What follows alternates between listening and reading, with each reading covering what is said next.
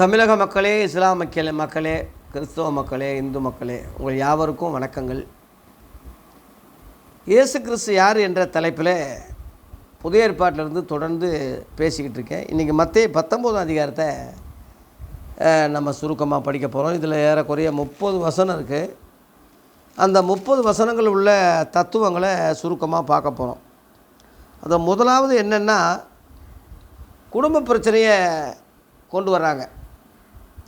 அதாவது விவாகரத்து பண்ணுறது நல்லதா கெட்டதா அப்படின்னு இயேசுக்கிட்ட கேட்குறாங்க. மனைவியை தள்ளி விடுறது எந்த வகையில் தள்ளி விடலாம் அப்படின்னு கேட்குறாங்க. இயேசு அதுக்கு என்ன சொல்கிறாருன்னா, தேவன் ஆதாமை படைக்கும்போது தனியாக அவன் மட்டும் படைக்கலை. அவனுக்கு அடுத்து அவன் விலா எலும்பெடுத்து ஏவாளை மனைவியாக படைச்சி அவங்ககிட்ட கொடுத்தாரு. கடவுள் அவங்கள இணைச்சி ஆசீர்வதித்தார். தேவனை இணைச்சதை மனுஷன் பிரிக்கக்கூடாது. தள்ளுதல் சீட்டு விவாகரத்துன்னு சொல்கிறது மனிதனுடைய இருதய கடினத்து நிமித்தம் பழைய ஏற்பாட்டில் உள்ள மோசே அப்படி இடம் கொடுத்தான். ஆதி முதலாக அப்படி இருக்கலை, கடவுளும் அதை அனுமதிக்கலை அப்படின்னு சொல்கிறாரு. வேசித்தனம் செஞ்சால், விபச்சாரங்களில் ஈடுபட்டால் எந்த மனுஷனும் அதை பொறுத்துக்கிற மாட்டான், சகிக்க மாட்டான். அதனால் கொஞ்சம் விளக்க வேண்டியதாக இருக்குது. அதுவும் மன்னிக்கலாம். நான் இனிமேல் செய்ய மாட்டேன் அப்படின்னா மன்னிக்கலாம். தொடர்ந்து செய்கிறேன், எனக்கு ஆதரவு கொடுன்னா அதுதான் செய்ய முடியாது. தவிர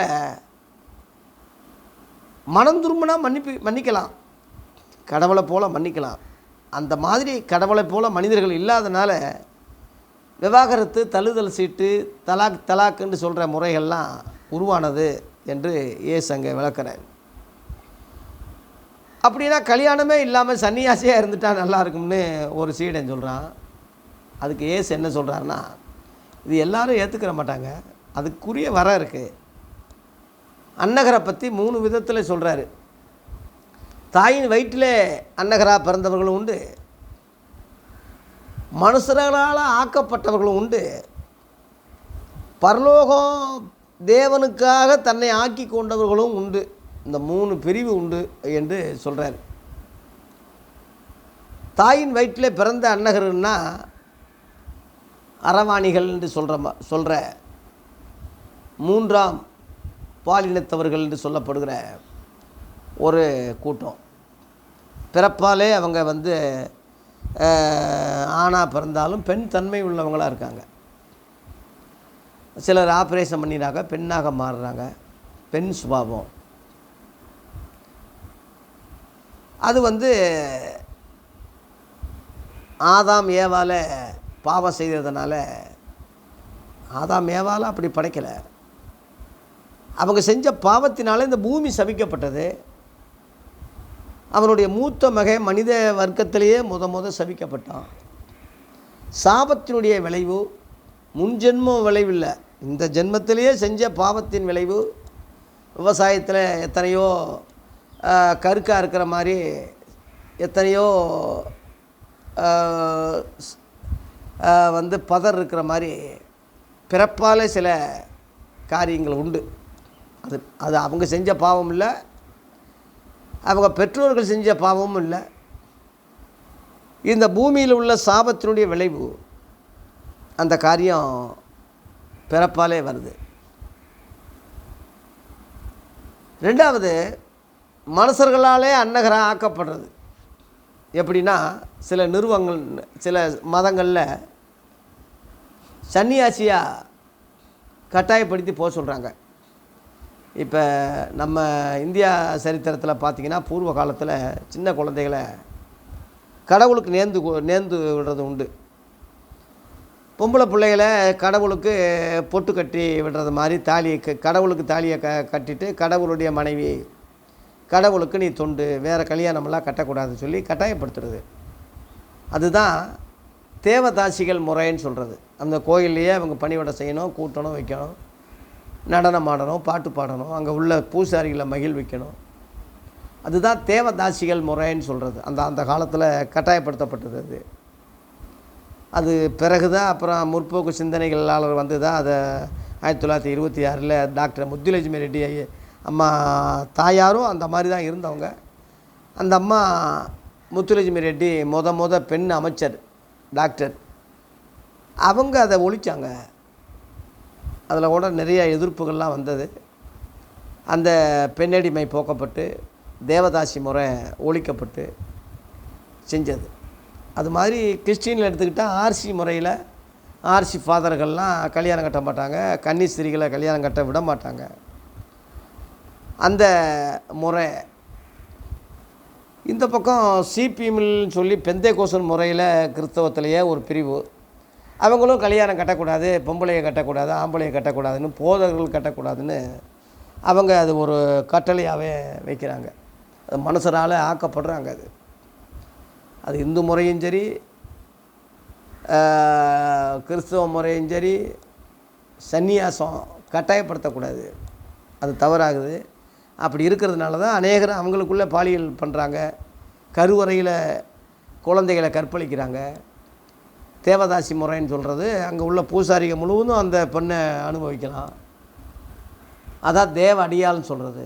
அது நாளடைவில் தேவடியாள்னு மாறி தேவடியா பிள்ளைன்னு சொல்லி, தேவடியா பிள்ளைன்னா அப்பம் பேர் தெரியாதவன்னு அர்த்தம்.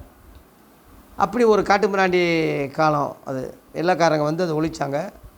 கிறிஸ்தவ மிஷினரிகள் வந்து அதை அழித்தாங்க, ஒழிச்சாங்க, சீர்திருத்தினாங்க. இப்படி சரித்திரங்கள்லாம் நமக்கெல்லாம் தெரியும்.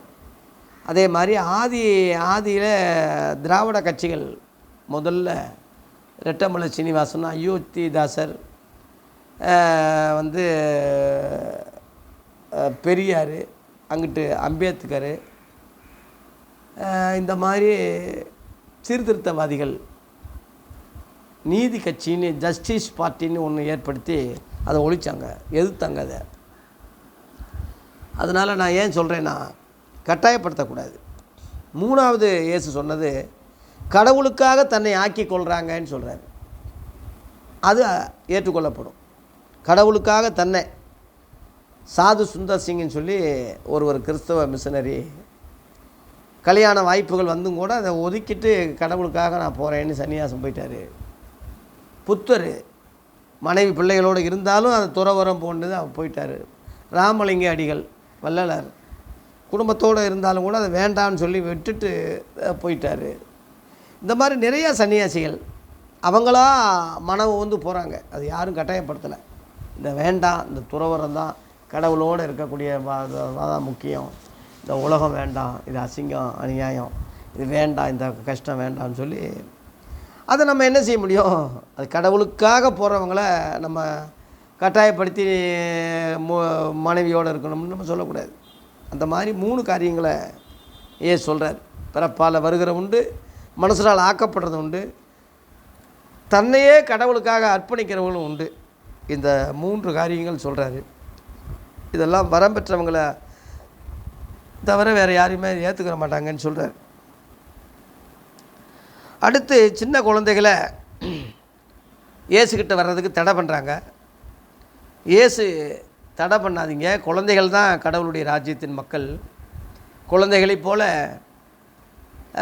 தாழ்த்தணும், குழந்தைகளைப் போல் அன்பாக இருக்கணும், குழந்தைகளைப் போல் ஜாதி மதம் இல்லாமல் விளையாடணும், குழந்தைகளைப் போல் அன்பாக இருக்கணும். நம்ம பாரதியார் கூட அந்த பாட்டு பாடியிருக்காருன்னா, ஓடி விளையாடு பாப்பா, ஜாதிகள் இல்லை அடி பாப்பா, குலம் தாழ்த்தி உயர்த்த சொல்லுதல் பாவம்.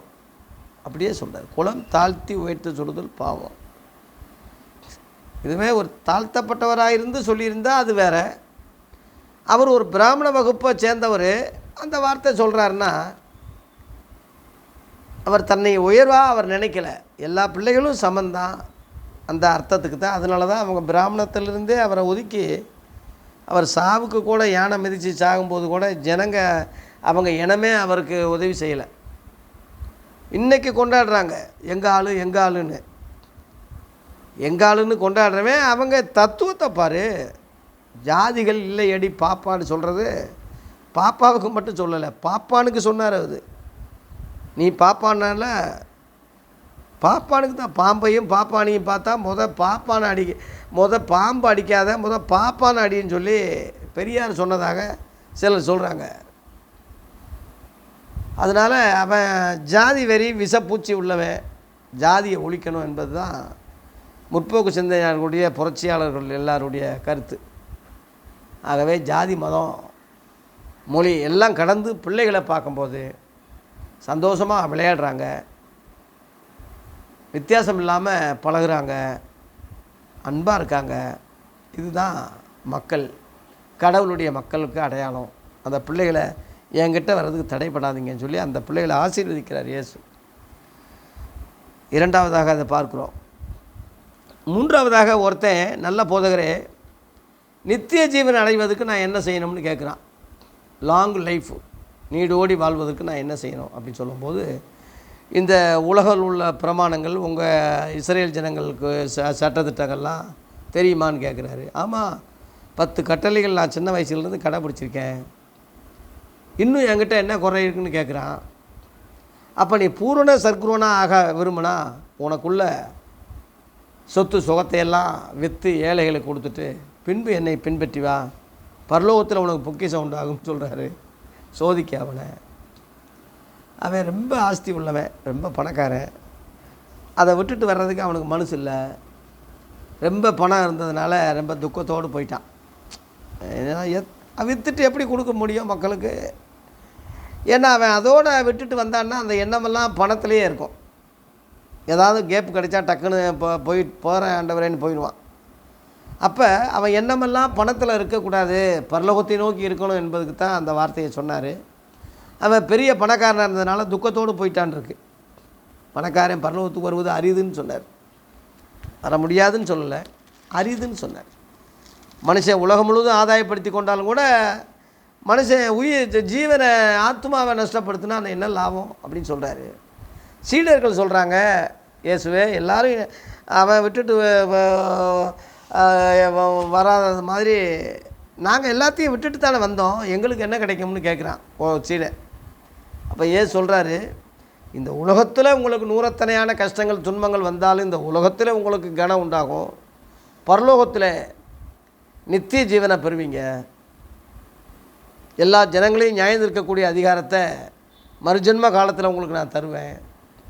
மறுபிறவி கிடையாது, மறுஜென்ம காலம். அதாவது உடம்பில் இருப்பது ஒரு உலகம், இந்த உடம்பை விட்டு ஆவி பிரிஞ்சு ஆவியில் கடவுளோடு வாழ்வது ஒரு உலகம். அதான் மறுஜென்மம்னு சொல்கிறார். மறு வாழ்க்கை, மறுஜென்மம், மறுமை.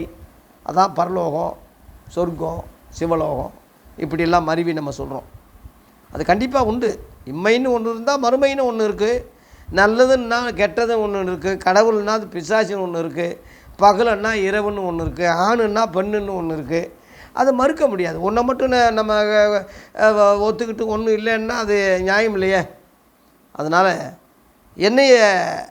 எனக்காக வந்த நீங்கள் இம்மையிலையும் நல்லா ஆசீர்வாதமாக மக்கள் நினைக்கிற அளவில் செய்து இருப்பாங்க. பரலோகத்துலேயும் நித்திய ஜீவன் உங்களுக்கு உண்டாகும், கனம் உண்டாகும் என்று இங்கே சொல்கிறார். அதனால் கடவுளுடைய பிள்ளைகளை ஜாதி மதத்தை கடந்து இயேசு கிறிஸ்துவை தேவகுமாரனாக ஏற்றுக்கொள்கிற எல்லாத்தையும் திறந்து விட்டு தியாகம் பண்ணி உண்மையாக விசுவாசிக்கிற மக்களுக்கு இம்மையிலையும் மறுமையிலையும் ஆசீர்வாதம் உண்டு.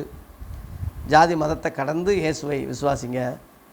ஒரு குறிப்பிட்ட வட்டத்துக்குள்ளே இயேசுவை அடக்காதீங்க. அவர் உலக இரட்சகராக ஏற்று விசுவாசிங்க, பலன் பெறுங்க. இம்மையிலும் மறுமையிலையும் ரெண்டு வாழ்க்கையிலையும் ஆசீர்வாதம் பெற அன்போடு இயேசு அழைக்கிறார். அடுத்த பதிவில் நம்ம சந்திப்போம். நன்றி.